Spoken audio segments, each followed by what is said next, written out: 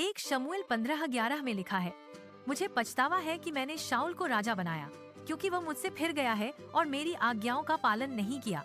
यह सुनकर भविष्यद्वक्ता शमूएल का हृदय क्रोध और दुख से भर गया। वह सारी रात यहोवा से प्रार्थना करता रहा और उसकी उपस्थिति में विलाप करता रहा।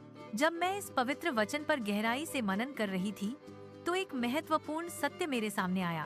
संसार के लोग अक्सर ऐसी बातें करते हैं जो हम परमेश्वर के विश्वासियों के रूप में नहीं कर सकते। संसार छल और कपट से भरा है, पर हमें सच्चाई और ईमानदारी का मार्ग चुनना है। वे झूठ बोलते हैं और धोखे में जीते हैं, पर हम सत्य के मार्ग पर चलने के लिए बुलाए गए हैं। वे सांसारिक गीत गाते हैं, नाचते हैं और अपनी इच्छाओं के अनुसार पार्टी करते हैं। वे अपनी ही खुशी और मनोरंजन को प्राथमिकता देते हुए जीवन जीते हैं, परंतु हम विश्वासियों के रूप में उस प्रकार का जीवन नहीं जी सकते, क्योंकि हमारा उद्देश्य अलग है। फिर मुझे इस अंतर का गहरा कारण समझ में आया, जिसने मेरे मन को स्पष्टता दी। हम इस संसार के नहीं हैं। हमारा संबंध एक उच्च राज्य से है। हाँ, हम इस भौतिक संसार में रहते हैं और इसके बीच में चलते हैं, परंतु हमें संसार के मूल्यों और तरीकों के अनुरूप ढलने के लिए नहीं बुलाया गया है। हम परमेश्वर के हैं, उसके द्वारा चुने गए और उसके उद्देश्य के लिए अलग किए गए। परमेश्वर का पवित्र वचन स्पष्ट रूप से सिखाता है कि हम पवित्र आत्मा का मंदिर हैं। यह एक अद्भुत सत्य है कि स्वयं परमेश्वर हम में वास करता है और हमें अपनी उपस्थिति से भरता है।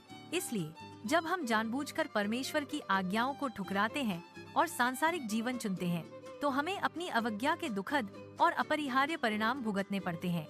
इस सत्य को हम राजा शाऊल के जीवन में स्पष्ट रूप से देख सकते हैं, जो एक दुखद उदाहरण है। शमूएल के माध्यम से परमेश्वर ने शाऊल को एक स्पष्ट आज्ञा दी थी।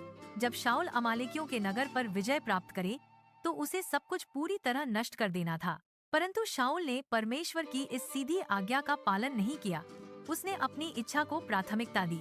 उसकी अवज्ञा के कारण परमेश्वर ने उसे राजा के पद से हटा दिया और उसके स्थान पर एक ऐसे व्यक्ति को नियुक्त किया जो उसके हृदय के अनुसार था। उसी प्रकार जब हम ऐसे काम करते हैं जिनके बारे में परमेश्वर ने हमें स्पष्ट रूप से मना किया है, तो हमारे जीवन में विभिन्न समस्याएं और कठिनाइयां आने लगती हैं। ये समस्याएं न केवल हमारे व्यक्तिगत जीवन को प्रभावित करती हैं, बल्कि हमारे आत्मिक जीवन को भी। यदि आप सचमुच परमेश्वर के साथ चलने के लिए गंभीर और समर्पित हैं, तो हर उस बात को छोड़ दीजिए जो उसे प्रसन्न नहीं करती और उसके मार्ग से भटकती है। सचेत रूप से आज्ञाकारिता के मार्ग को चुनिए और उस पर दृढ़ता से चलिए।